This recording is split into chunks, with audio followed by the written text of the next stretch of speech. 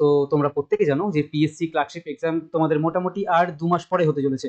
কারণ তোমরা জানো যে নভেম্বরের 16 থেকে 17 তারিখে তোমাদের একটা ডেট দেওয়া হয়েছে। এই 16 থেকে 17 তারিখের মধ্যে তোমাদের এক্সামটা হয়ে যাওয়ার সম্ভাবনাটা খুব বেশি। ইনফ্যাক্ট এখনো অবধি এই 16 থেকে 17 তারিখ যা ডেটটা টেন্টেটিভ দেওয়া রয়েছে এটাতেই হওয়ার কথা রয়েছে।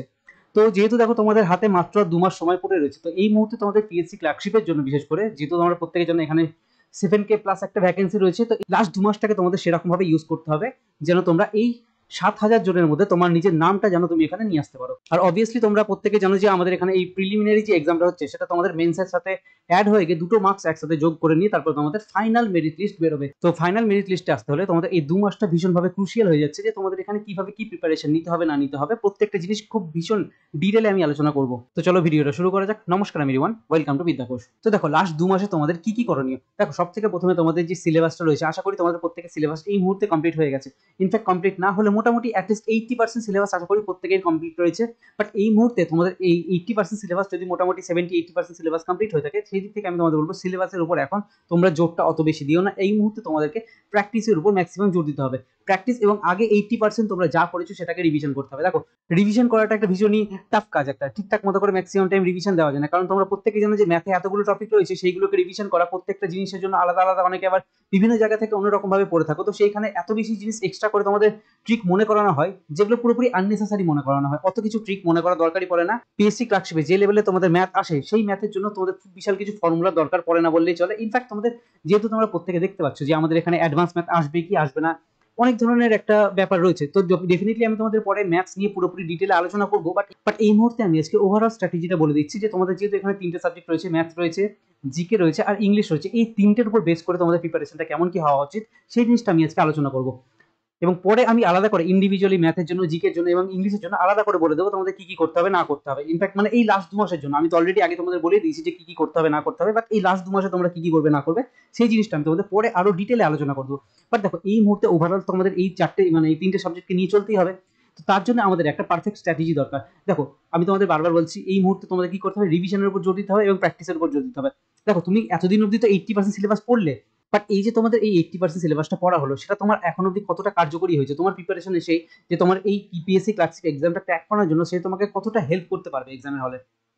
তো এই জিনিসটা তোমাদের এই মুহূর্তে দেখতে হবে এবং এই জিনিসটা যাচাই করে নেওয়ার জন্য তোমাদের আমি বারবার বলবো প্র্যাকটিস করো এবং এর সঙ্গে কি মক টেস্ট দাও। যখন তুমি মক টেস্ট দেবে তখন গিয়ে তুমি বুঝতে পারবে যে তোমার প্রিপারেশনটা কেমন হচ্ছে না হচ্ছে। ইনফ্যাক্ট আমি তোমাদের মক টেস্টের জন্য বলতে চাই তোমরা যে কোনো জায়গা থেকে মক টেস্ট দিতে পারো, তোমাদের যেখানে ভালো লাগছে তোমরা সেখান থেকে মক টেস্ট দাও। বাট আমি তোমাদের অলওয়েজ বলবো একটা দুটো না, মিনিমাম 3টে প্ল্যাটফর্ম তোমরা চুজ করো, 3টে জায়গা থেকে মক টেস্ট দাও। তোমরা দুটো প্র্যাকটিস সেট কেন, ঠিক আছে, মানে অফলাইন যে প্র্যাকটিস সেটগুলো হয়ে থাকে সেটা তোমরা দুটো কিনে নিতে পারো, অথবা তুমি একটা কিনতে পারো। মানে মিনিমাম তোমাদের একটা অফলাইন প্র্যাকটিস সেট লাগবেই লাগবে, এটা আমি তোমাদের বলে দিচ্ছি, ঠিক আছে।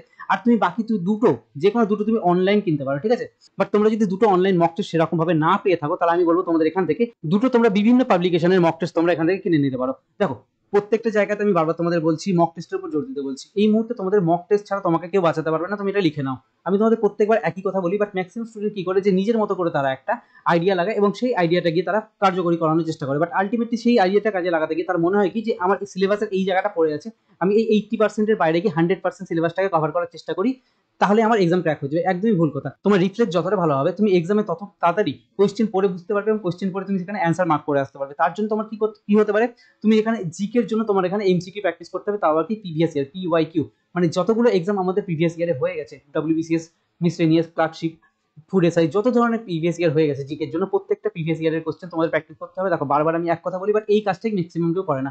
তারা ভাবে যে আমি বারবার কি করবো, সিলেবাসটাকে পড়ে যাবো, একই জিনিস বারবার করে রিভিশন দিয়ে যাবো। বাট একই জিনিস বারবার রিভিশন দিয়ে গিয়ে একটা সমস্যা দেখা যায়, তুমি, আমি তো অলরেডি বললাম ম্যাথে এতগুলো টপিক রয়েছে, তুমি ম্যাথের একটা টপিক যখন একদিন রিভিশন করছো, আগের দিনে তুমি তুমি 10 দিন আগে গিয়ে তুমি ম্যাথের কি টপিক পড়েছিলে সেটা তোমার একদমই মনে থাকবে না। এই একটা সমস্যা হয়ে যায়। জিকের ক্ষেত্রে জিকেতে এতগুলো সাবজেক্ট রয়েছে, এতগুলো টপিক রয়েছে, তুমি হয়তো প্রথম দিন হয়তো তুমি মনে করলে যে কি আজকে তুমি পলিটি পড়বে, পলিটি তুমি বিভিন্ন অ্যামেন্ডমেন্ট পড়ে নিলে, বিভিন্ন আর্টিকেল পড়ে নিলে, সবকিছু পড়ে নিলে, ঠিক আছে, তোমার এটা মনে থেকে গেল। বাট তুমি যখন 1 মাস পরে যাচ্ছ বা 20 দিন পরে যাচ্ছ, তুমি হয়তো মাঝখানে কি করলে, হিস্ট্রি পড়েছো, জিওগ্রাফি পড়েছো, এছাড়া আদার্স ইকোনমি পড়েছো, ঠিক আছে, বা আদার্স সায়েন্স পড়েছো, তুমি হয়তো কোনো না কোনো কিছু একটা পড়ে নিচ্ছ, বাট আলটিমেটলি তুমি যখন 20 দিন আগে গিয়ে এই পলিটিতে কি পড়েছিলে, হিস্ট্রিতে কি পড়েছে, সেটা তোমার ঠিকঠাক মতো মনে থাকবে না। তো এই সমস্যাটা প্রত্যেক স্টুডেন্টেরই হয়, আর এটা হওয়া ভীষণই স্বাভাবিক, কারণ আমাদের রিভিশন করার স্ট্র্যাটেজিটা একদমই ভুল থাকে, কারণ আমরা বারবার একই জিনিসকে ঠিকঠাক মতো করে পড়তে থাকি। ঠিক আছে, বারবার একই জিনিসকে পড়ে গেলে সেই জিনিসটাকে যদি আমরা অ্যাপ্লাই না করি, সেই জিনিসটার প্রতি আমি যদি যখন টেস্ট না দিই, তাহলে আমি বুঝতে পারবো না যে এটা আমার আদৌ ঠিকঠাক হচ্ছে কি হচ্ছে না। অনেক সময় তুমি কি দেখতে পাবে, তোমার একটা জানা কোশ্চেন রয়েছে, তুমি হয়তো এই কোশ্চেনটা পড়েছো, বাট তুমি যখন এখানে 4টে অপশন চলে আসবে, এই 4টে অপশনের মধ্যে তুমি চুজ করতে পারবে না যে তোমার কোন অপশনটা ঠিক হবে না হবে। এই ধরনের সমস্যা তোমার থাকবেই থাকবে। তো এই ধরনের জিনিসগুলোকে অ্যাভয়েড করার জন্য আমি তোমাদের অলওয়েজ বলে থাকি যে তোমাদের এখানে কি করতে হবে, জিকের জন্য বিশেষ করে প্রিভিয়াস ইয়ার কোশ্চেন সলভ করতে হবে।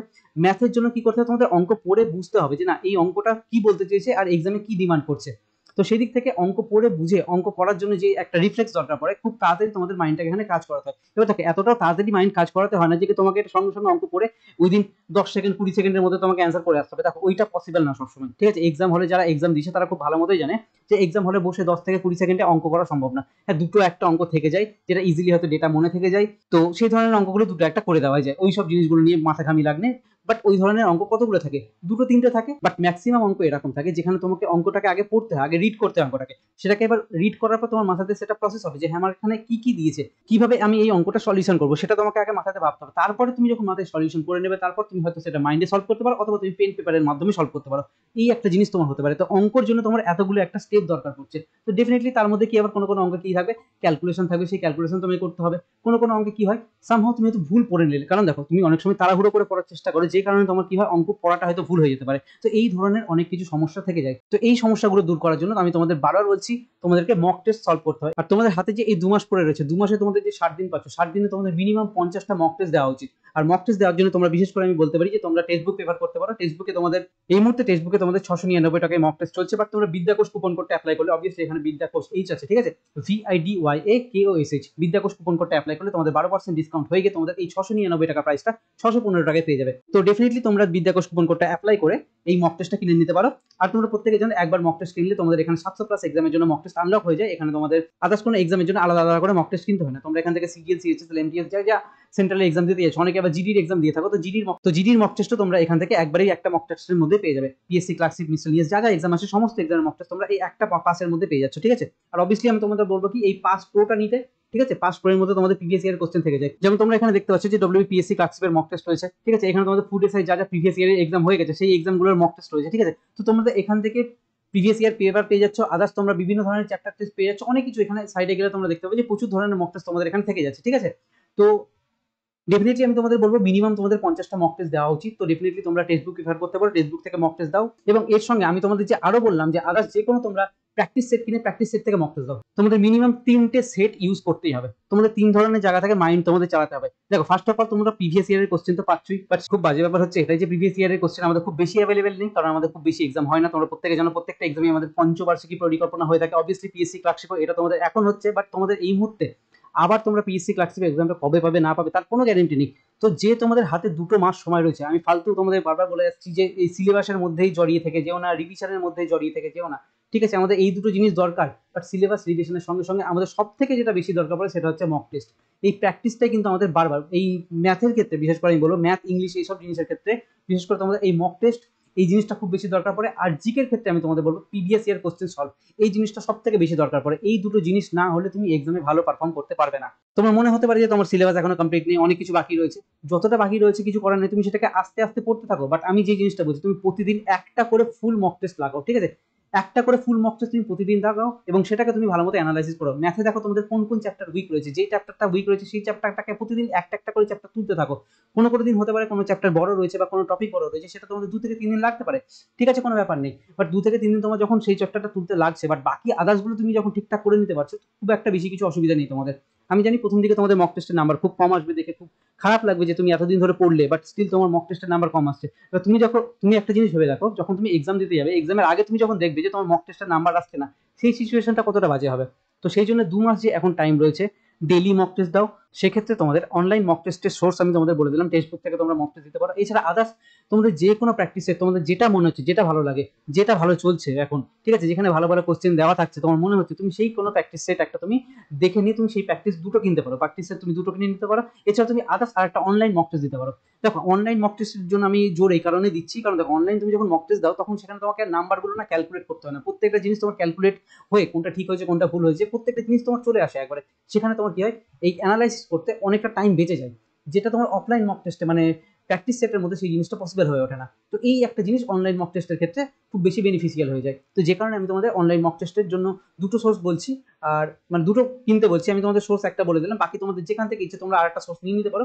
আর যদি না পাও সেদিক থেকে আমি তোমাদের বলছি তোমরা দুটো তাহলে যে কোনো আলাদা আদার্স প্র্যাকটিস সেট নিয়ে নাও, কারণ তোমাদের এই জিনিসগুলো ভীষণভাবে দরকার পড়বে। কারণ তুমি যতগুলো প্র্যাকটিস সেট থেকে বা যত ধরনের মক টেস্ট থেকে তুমি তোমার মাইন্ডটাকে চালাবে, তত রকম ভাবে তোমার মাইন্ডটা সেই রকম ভাবে এক্সামের জন্য তৈরি হয়ে যাবে। দেখো এই মুহূর্তে তোমাদের এই কাজগুলো করা ছাড়া আর বিশাল কিছু এক্সট্রা কাজ করার কোনো দরকার নেই। বিশেষ করে আমি তোমাদের একটু সাম আপ যদি করে দিই তাহলে তুমি দেখতে পাবে ফার্স্ট অফ অল তোমাদের সিলেবাস কমপ্লিট, যদি সিলেবাস কমপ্লিট না হয়ে থাকে খুব বেশি কিছু সিলেবাসের জন্য টাইম দেবে না, দিনে 1 থেকে 2 ঘন্টা ম্যাক্সিমাম সিলেবাস যা পুরনো রয়েছে সেটার উপর টাইম দাও। তারপরে বাকি তোমাদের যা টাইম পড়ে রয়েছে সেই টাইমটুকুটা তোমরা হয়তো কি করলে যে রিভিশন করার জন্য দিলে, তুমি হয়তো এখানে ইংলিশের জন্য তোমাদের ভোক্যাব পড়তে হবে, তুমি সেই ভোক্যাবের জন্য টাইম দিতে হবে, কিছু করার নেই। গ্রামার পড়তে হবে, গ্রামারের জন্য টাইম দিতে হবে, কোশ্চেন প্র্যাকটিস করতে হবে, তার জন্য তোমাকে টাইম দিতে হবে। জিকে যা যা পড়েছো বা আগে আদার্স টপিক যা যা পড়েছো সেইগুলোর জন্য তোমাকে রিভিশনের জন্য টাইম বার করতে হবে। এছাড়া বাকি তোমাদের টাইম কি করতে হবে, তোমাদের প্রত্যেকটা টাইম যেন এই মুহূর্তে মক টেস্টে যা যা ভুল হচ্ছে সেটা অ্যানালাইসিস করে সেটাকে ইমপ্রুভ করার দিকে জোর দেওয়া যায়। আর একটা তোমার ব্যাপার কি থাকছে যে তোমরা এখানে প্রতিদিন একটা করে ফুল মক টেস্ট দাও, আর প্রতিদিন তোমরা একটা কি করো যে ম্যাথের জন্য তোমরা একটা সেকশনাল মক টেস্ট দাও, ঠিক আছে। সেকশনাল মক টেস্ট তোমরা যদি দাও, ম্যাথের ক্ষেত্রে সেকশনাল টেস্ট যদি তুমি দাও, সেখান থেকে তুমি দেখতে পাবে তোমার ম্যাথ এখানে স্পিডটা ইমপ্রুভ হয়ে যাচ্ছে। কারণ ম্যাথের জন্য 50টা সেট খুব একটা সাফিসিয়েন্ট হয় না বললেই চলে, সেক্ষেত্রে আমাদের অনেক বেশি স্পিডের দরকার পড়ে। তো যে কারণে আমাদের এই সেকশনাল টেস্ট দেওয়াটা খুব বেশি জরুরি হয়ে থাকে। যদি তোমাদের পিএসসি ক্লার্কশিপে যথেষ্ট টাইম থাকবে, খুব একটা টাইমের জন্য অসুবিধা হবে না, 1.5 ঘন্টা টাইম রয়েছে, তো মোর দ্যান এনাফ টাইম রয়েছে এখানে। তো সেই দিক থেকে আমার মনে হয় যে টাইমের যদি খুব একটা অসুবিধা না হয় সেখান থেকে তোমরা যদি সেকশনাল টেস্ট দাও, সেকশনাল টেস্ট থেকে তোমরা ম্যাথের কি হবে যে তোমাদের অঙ্ক পড়ে অঙ্ক বোঝার ক্ষমতাটা খুব বেড়ে যাবে এবং অঙ্ক সলভ করার খুব ক্ষমতাটাও খুব তাড়াতাড়ি বেড়ে যাবে। তো এই জন্য আমি তোমাদের বলছি ফুল মক টেস্ট এবং ম্যাথের সেকশনাল মক টেস্ট দেওয়াটা ভীষণই জরুরি।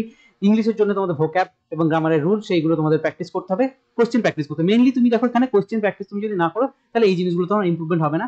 তুমি ঠিক আছে ভোক্যাবুলারি বললে, বাট অপশনে তোমার সিনোনিম অ্যান্টোনিম কি এলো না এলো, কোন অপশনটাকে তুমি এলিমিনেট করবে, কোন অপশনটাকে তুমি চুজ করবে, সেই জিনিসগুলো ভীষণ হারে ইম্পর্টেন্ট হয়ে যায়। যে কারণে তোমাদের আমি বারবার মক টেস্ট দিতে বলছি। যদি তোমরা পারো সেখান থেকে সেকশনাল টেস্ট তোমরা ইংলিশের জন্য ইউজ করতে পারো, কারণ তোমাদের এখানে এলিমিনেশন ট্রিকটা খুব ভালো মতো শিখতে হবে যে কিভাবে তুমি এই অপশনগুলোকে এলিমিনেট করবে না করবে।